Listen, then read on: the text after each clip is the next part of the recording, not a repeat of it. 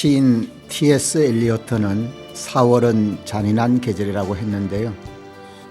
화려하게 피는 꽃 이면에서 은땅을 헤쳐야 하는 뿌리의 아픔을 아마도 눈여겨보았을 것입니다. 여기는 상주 FM 93.9MHz 남산지기 장명하가 진행하는 사람 사는 이야기입니다. 강민주가 부르는 회룡포로 문을 열어보겠습니다.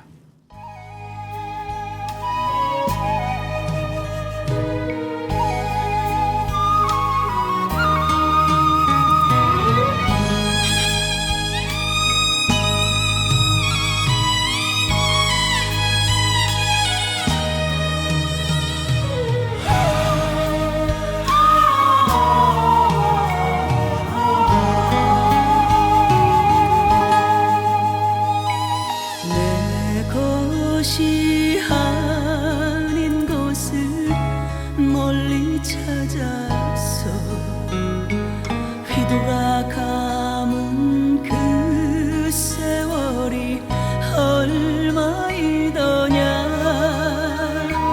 물설고 낯설은 어느 하늘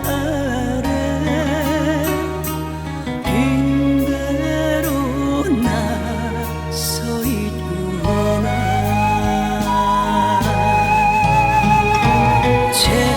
채워라 그 욕심 더해가는 이 세상이 싫더라. 나 이제 그곳으로 돌아가련다. 내 마음 받아주는 곳.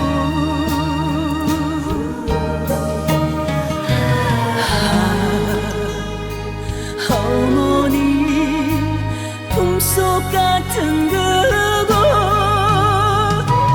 회룡포로 돌아가련다.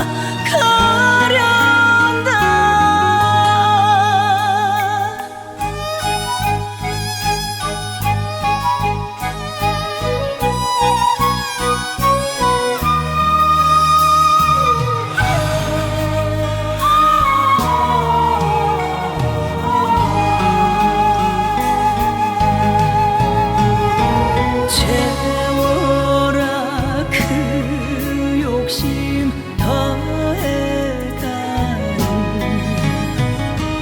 이 세상이 싫더라. 나 이제 그곳으로 돌아가련다. 내 마음 받아주는 곳.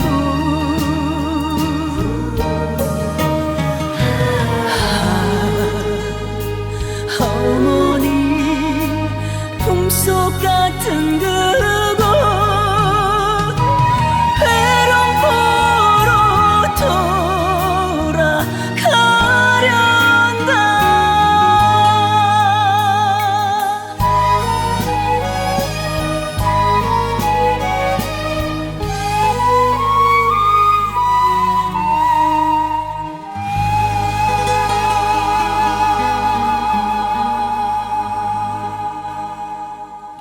이틀만 있으면 기독교의 양대 축제인 부활절인데요.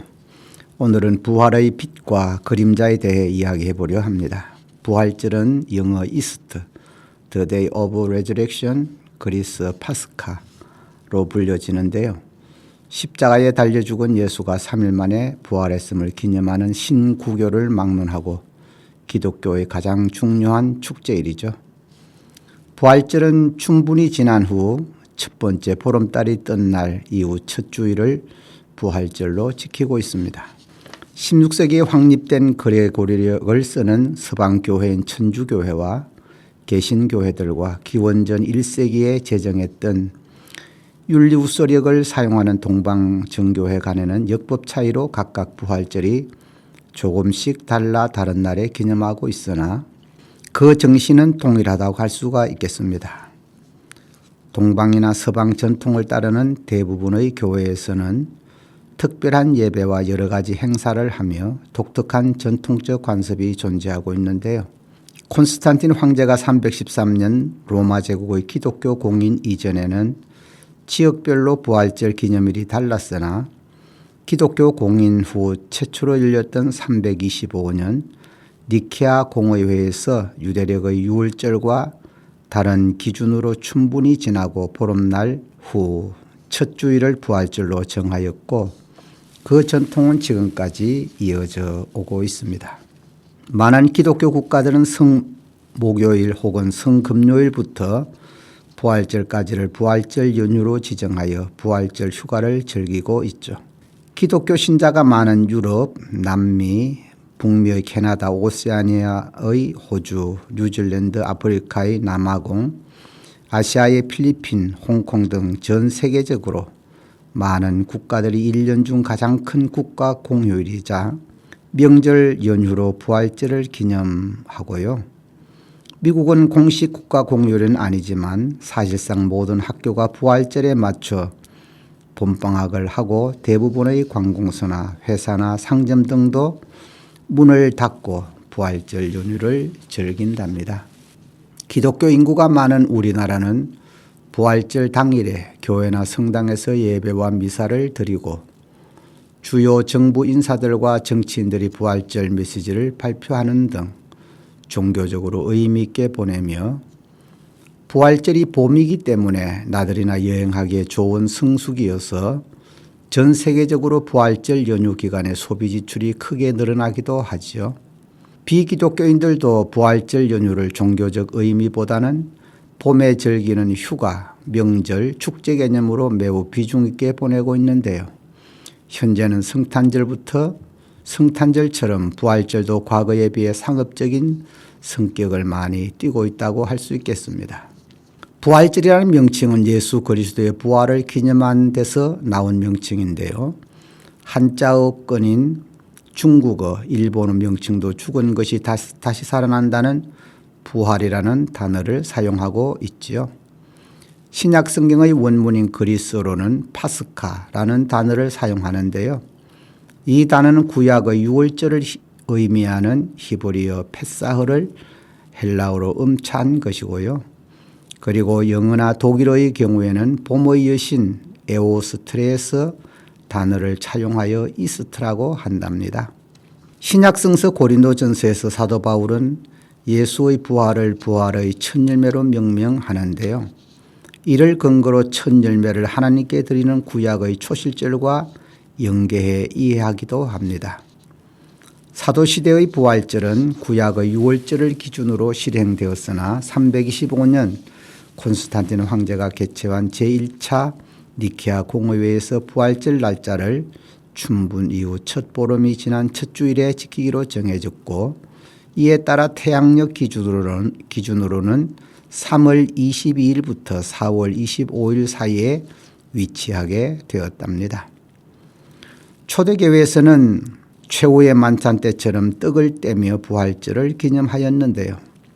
복음서가 기록된 1세기와 2세기인 초대교회에서도 예수의 부활에 대한 강한 믿음을 가졌으며 부활절은 구약성서의 유월절 전승과 예수가 복음으로 전한 하늘나라와 SNF파가 중요시했던 몸의 부활과 반제국주의 사상과 평화주의 사상들이 복합적으로 융합된 사건으로 해석되어 왔습니다.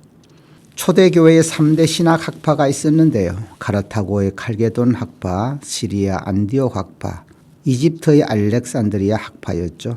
이들 학파는 부활절에 대한 이해가 조금씩 달랐는데요.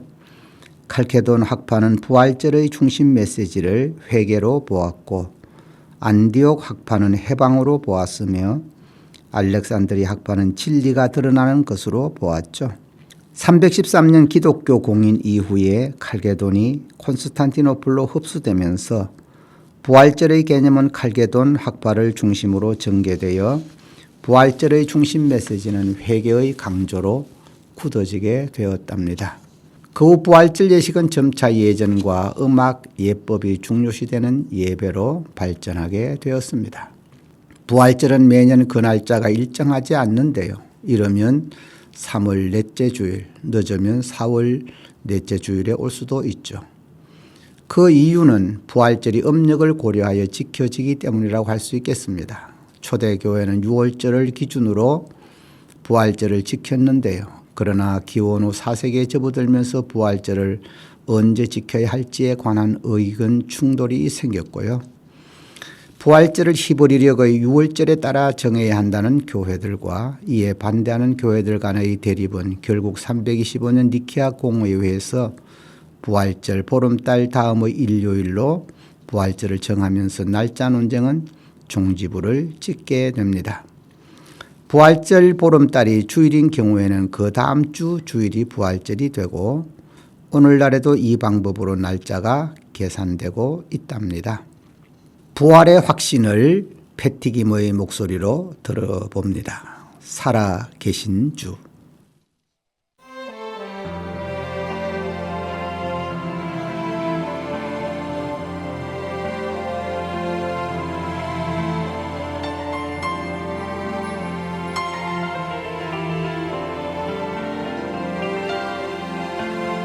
주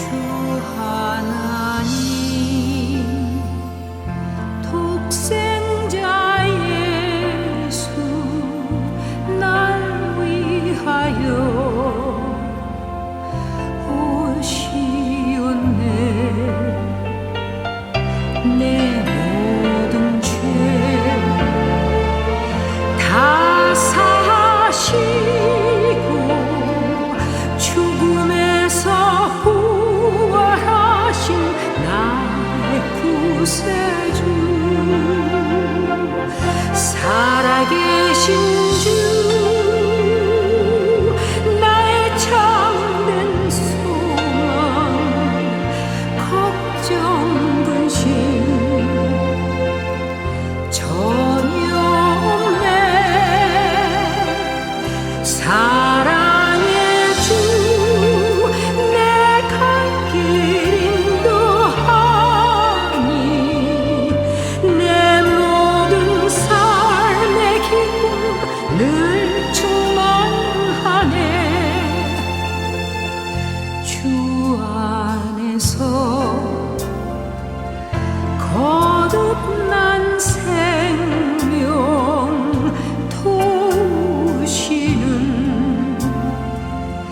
주의 사랑 참 기쁨과 확신 가지고 예수님의 도우심을 믿으며 살리. 살아계신 주, 나의 참된 소망, 걱정 근심 전혀 없네. 사랑의 주, 내 갈 길 인도하니 내 모든 삶의 기쁨 늘 충만하네.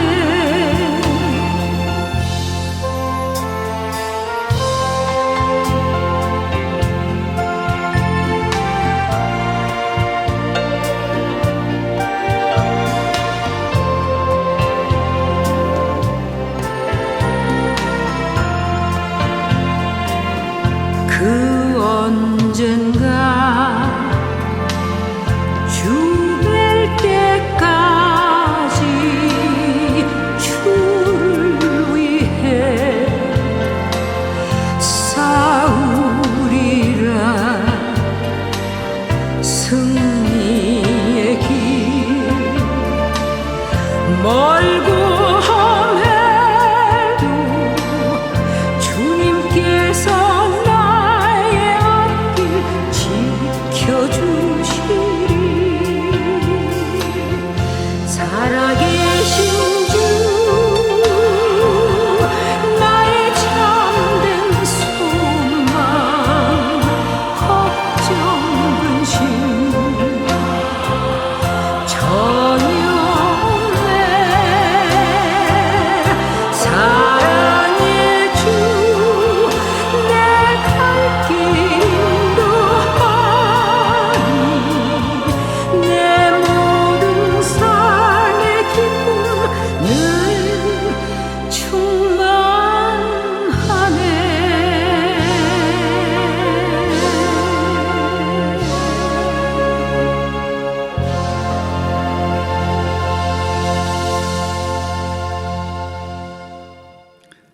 그레고리력을 교회력으로 채택하고 있는 서방 기독교인 로마 가톨릭 교회, 성공회, 개신교와는 달리 동방정교회는 여전히 기원전 45년부터 시행된 율리우스력을 교회력으로 삼고 있는데요. 따라서 동방교회의 부활절은 율리우스력 기준으로 3월 22일에서 4월 25일 사이이며 이를 그레고리력으로 환산하면 4월 4일에서 5월 8일 사이가 되어 서방교회의 부활절이 4월 4일에서 4월 25일 사이라면 동방교회의 부활절도 대체로 같지만 4월 3일 이전이면 동방교회의 부활절은 서방교회보다 최대 35일까지 늦어질 수 있다는 계산이 나오겠죠. 1912년 보리스 쿠스토디예프가 그린 부활절 인사 그림을 보면 러시아에서는 부활절에 3번의 입맞춤을 교환하는 관습이 있었다고 해요. 식탁에 붉은 부활절 달걀, 굴리치, 파스카가 놓여 있는데요. 부활절의 풍습으로는 달걀 굴리기, 달걀 찾기, 부활절 프레이드, 그리고 부활절 카드 교환 등이 있었다고 합니다. 우선 달걀 굴리기는 19세기 초 미국 4번째 대통령인 제임스 메디슨의 부인인 돌리 메디슨에 의해 시작되었다고 하는데요. 그녀는 국회의사당에 아이들을 초대했고 잔디밭에서 달걀 굴리기 이벤트를 열었죠. 달걀을 깨뜨리지 않고 긴 수저 모양의 막대기로 가장 멀리 가장 빨리 굴리는 사람이 이기는 것이 달걀 굴리기의 규칙인데요. 1880년부터는 장소가 바뀌어 백악관에서 열렸다고 해요. 그 이유는 국회의사당 정원이 망가진다는 의원들의 항의 때문이었다고 하네요. 이 이벤트는 남북전쟁 때를 제외하고 매년 열리고 있는데요. 12살 이하의 아이들이 참가할 수 있으며 어른들은 아이들과 동반시에만 입장할 수 있다고 합니다. 이스트먼데이는 여행객들이 백악관 마당을 지나다닐 수 있는 유일한 날이기도 하다네요. 두 번째 달걀 찾기는 단체 또는 마을 단위로 이루어지는데요. 많은 달걀을 부활절 아침 아이들이 일어나기 전에 곳곳에 숨기고 아이들이 그것을 찾게 하는 것이죠. 일종의 달걀 보물찾기라고 할 수 있겠네요. 달걀을 가장 많이 찾은 아이가 상품을 받는데 이 상품은 주로 달걀 모양의 초콜릿이었다고 하네요. 세 번째로는 부활절 프레이드가 있는데요. 이 프레이드는 부활절 아침 사람들이 가장 좋은 옷을 입고 교회에 가서 예배를 드린 후 마을을 돌아다니는 것으로부터 시작되었다고 합니다. 가장 유명한 프레이드로는 뉴욕시의 5번가 프레이드를 꼽을 수 있다고 합니다. 마지막으로 부활절 카드가 부활절의 풍습으로 정착되었는데요. 미국의 카드 회사인 아메리칸 그리팅스에 따르면 크리스마스, 발렌타인데이, 어머니날 다음으로 가장 많은 카드를 보내는 날이 부활절이라고 합니다. 그 밖에도 부활절 햄, 부활절 빵 등 다양한 형태의 풍습이 전해지고 있답니다. 동로마 제국에서는 부활절에 빵을 먹었고 현대까지도 서구의 여러 나라에서는 빵을 먹는 전통이 이어져 오고 있는데요. 어느 순간부터 부활절 달걀과 부활절 토끼가 부활절의 상징이 되었다고 해요. 토끼의 경우 토끼가 초콜릿, 캔디, 달걀 등을 착한 아이들에게 준다고 여겨 아이들이 토끼를 위해 집을 만들어 두기도 한다네요. 달걀의 경우 이교의 상징물이 정착되었다는 설과 구레네 시몬에게 있었던 기적을 기념하는 것이라는 설, 또 십자군 전쟁에서 처음 시작되었다는 설, 달걀 자체가 부활을 상징한다는 설 등이 공존하고 있다고 합니다. 부활절이 구약의 유월절과 연결되어 있는 것은 신학적 영적 의미가 유사하기 때문인데요. 유월절은 이스라엘 백성들이 이집트에서의 노예 생활에서 벗어나 해방된 것에 대한 감사의 축제와 전통적인 봄의 수학 축제가 결합되어 있는 것으로 예수 그리스도의 죽음과 부활의 시기가 이 시기와 어느 정도 일치되어 연결된 것으로 볼 수도 있으나 하나님께서 애굽에 내린 10재앙 중 마지막 재앙인 장자를 칠 때 이스라엘 집 장자는 한 명도 죽지 않았는데요. 그 이유는 양의 피를 이스라엘 집 문설주에 바름으로써 죽음의 천사가 그 집을 넘어갔기 때문이죠. 유월절이라는 뜻이 넘어간다라는 패스오버의 뜻을 가지고 있어서 예수님이 십자가에서 죽으시면서 흘린 피를 믿는 자들에게는 죽음의 권세가 넘어가게 된다는 의미로 구약의 유월절 의미와 닿아있기 때문이라고 할 수 있겠습니다.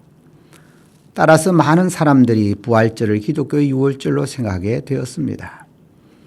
부활절의 중심 주제는 예수의 죽음, 부활, 성천, 성령 강림 등으로 연결되기 때문에 부활절을 전후로 사순절, 대순환주간, 부활절 등이 배치되어 정점인 부활절을 에워싸고 있는 구조라고 할 수 있겠습니다.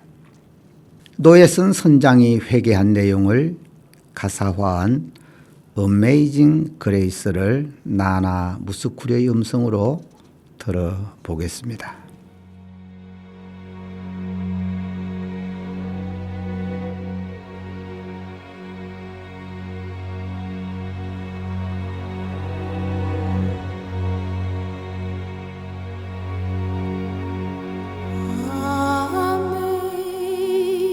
Amazing grace, how sweet the sound that saved a wretch like me.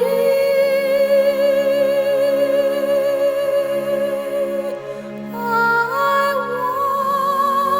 once was lost, but now I'm found. Was blind, but now I see.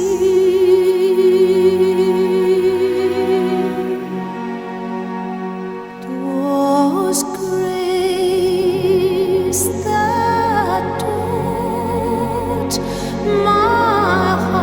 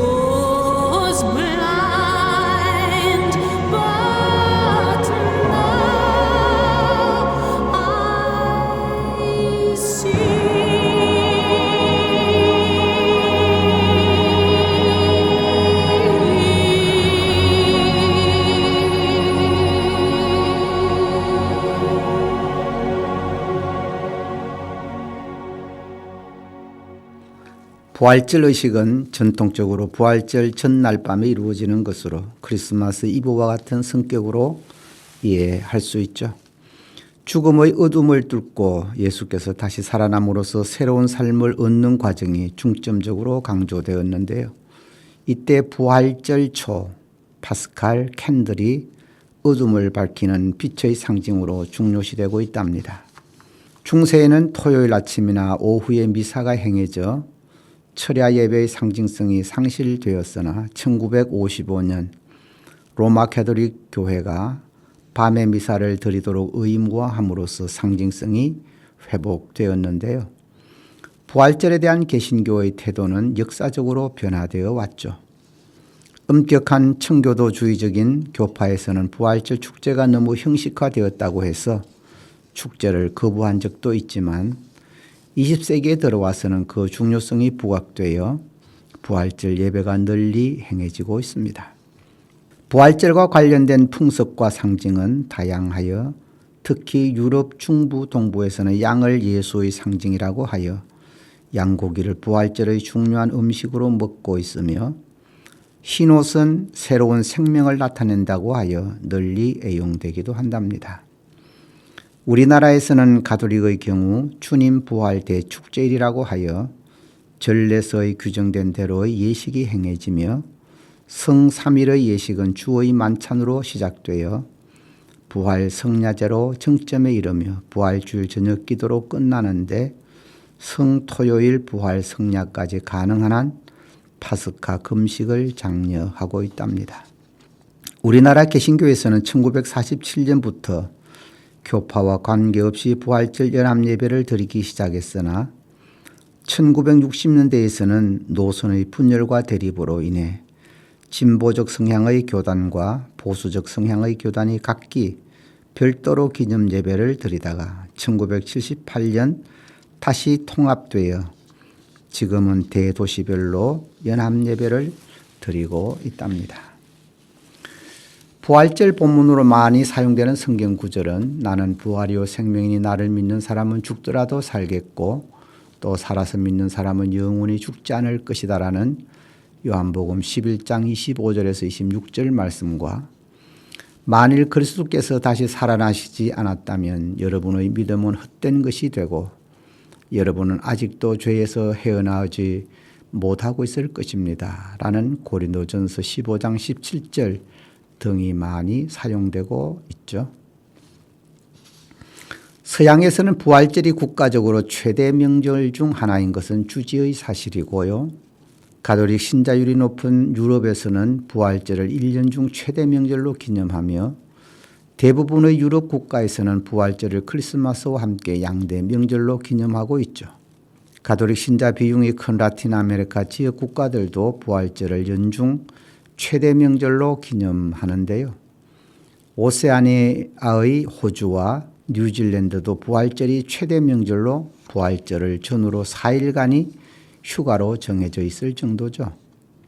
특히 호주는 부활절 프레이드 등 이 기간에 가장 많은 행사가 집중되어 있어 부활절을 1년 중 가장 중요하고 성대히 보내기로 유명한데요. 호주와 뉴질랜드는 남반구에 있어 부활절이 가을이기 때문에 이들 국가의 학교에서는 부활절 전후로 가을 방학을 실시하고 있답니다. 북미의 캐나다 역시 크리스마스와 함께 최대 명절로 부활절을 기념하고 있으며 부활절 이전의 성금요일은 법정 공휴일이고요. 미국은 공식적으로는 부활절 일요일 당일만이 공휴일로 지정되어 있지만 미국의 회사나 공공기관들은 부활절 연휴라 하여 성금요일이나 이스터 먼데이에 대부분 문을 닫고 연휴를 즐기며 학교들은 부활절을 기준으로 봄방학을 주는 편이지요.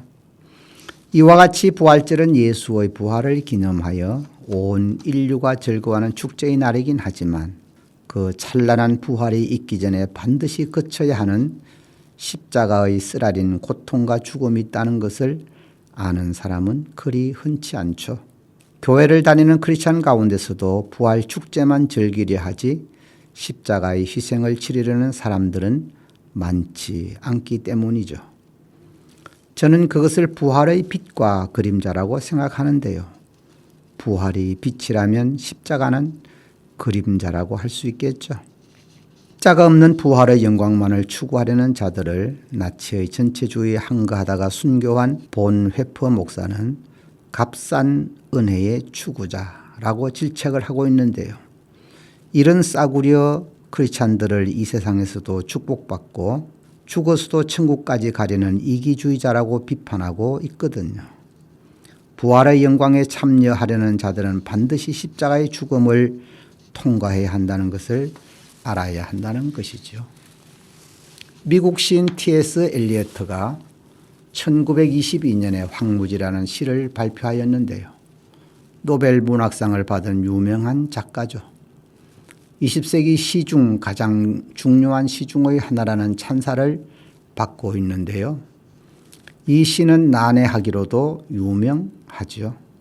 문화와 문학에서 늙고 부조화스럽게 나타나는 풍자와 예언의 전환, 그 분열과 화자의 알려지지 않는 변화들, 위치와 시간 등이 종횡무진으로 얽혀 있어 시의 초보자들에게는 어려움이 있지만 현대 문학의 시금석으로 평가받고 있습니다. 그 유명한 식구들 중에 첫 행에 등장하는 4월은 잔인한 달, April is the cruelest month 라는 구절은 기독교적 전성과 사상을 이해하지 못하면 풀기가 매우 난해하죠. 위에서 살펴본 대로 4월에는 부활절이 있는 달이잖아요. 겨울잠에서 만물이 깨어나는 계절이죠. 진달래, 개나리, 목련과 각종 봄꽃이 온 산천을 뒤덮고 호수에는 백조가 한가로이 노니는 계절이 바로 4월이지요. 많은 사람이 화려한 봄나들이에 흠뻑 취하여 있을 때 시인은 남들이 보지 못하는 곳에서 힘들어하고 아파하는 부분을 보았던 겁니다. 시인은 대지 위에 화려한 꽃을 피우기 위해 언 땅을 헤집고 물과 영양분을 찾는 뿌리의 아픔과 호수에 평화롭게 떠다니는 백조는 너무 평화롭고 아름답지만 물 밑에서 분주히 움직이는 백조의 발은 힘겨운 시간을 보내고 있다는 것을 본 것이죠. 이것을 부활에 비유한다면 죽음의 사망 권세를 이기고 승리한 부활이 환희의 빛이라면 부활을 위해 치러야 할 지옥과 고통의 십자가가 반드시 있어야 하며 그것이 바로 부활의 어두운 그림자라고 시인은 말하고 싶었을 겁니다. 조금 더 확대 해석해 보면은 누군가의 성공 뒤에는 무수한 이름 없는 자들의 희생이 있었다는 의미라고도 할 수 있겠지요.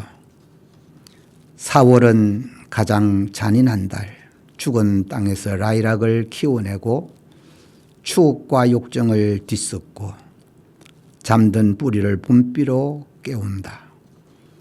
겨울은 오히려 따뜻했지요. 망각의 눈으로 대지를 덮고 마른 뿌리로 약간의 목숨을 남겨주었습니다. 해마다 4월만 되면 인용되는 이 구절은 깊은 함의를 지니고 있다고 할 수 있겠습니다. 올해 부활절은 4월 20일인데요. 부활절에 회복해야 할 회개와 해방 그리고 진리가 우리 모두에게 충만하기를 소망해 봅니다. 모든 것이 은혜라는 신앙 고백으로 노래하는 손경민 님의 은혜 들으시면서 저는 여기서 인사드리겠습니다. 지금까지 상주 FM 93.9MHz 남산지기 장명하가 진행한 사람 사는 이야기였습니다. 다음 주에 뵙겠습니다. 안녕히 계십시오.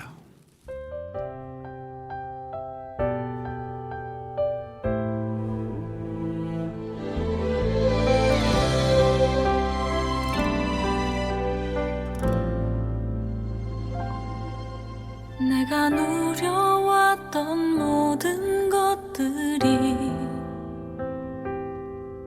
내가 지나왔던 모든 시간이 내가 걸어왔던 모든 순간이 당연한 것 아니라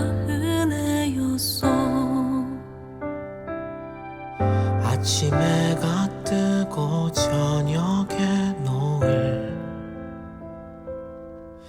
봄의 꽃향기와 가을의 열매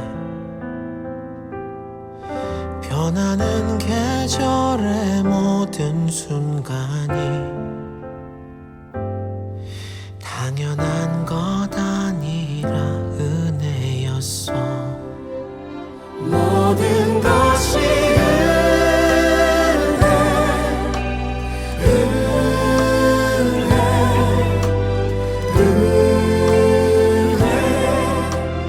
한없는 은혜 내 삶에 당연한 건 하나도 없었던 것을 모든 것이 은혜였소.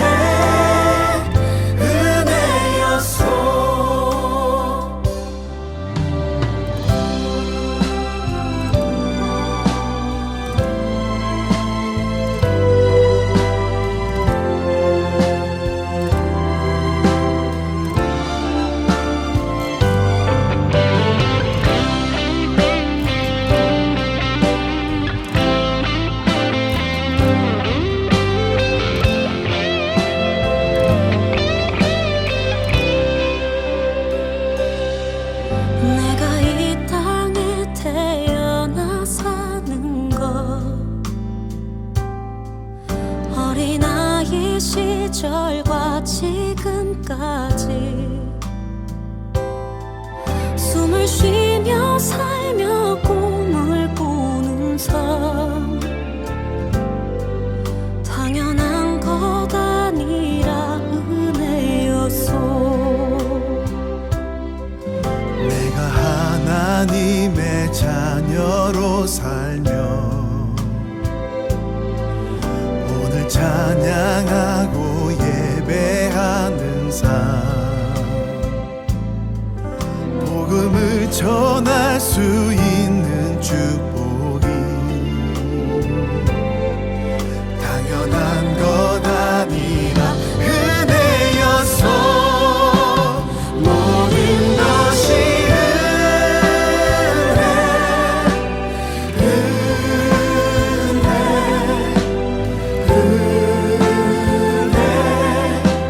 한없는 은혜 내 삶에 당연한 건 하나도 없었던 것을 모든 것이 은혜였소.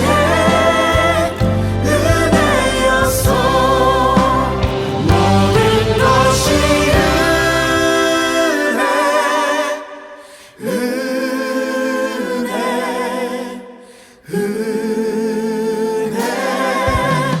한없는 은혜 내 삶에 당연한 건 하나도 없었던 것을 모든 것이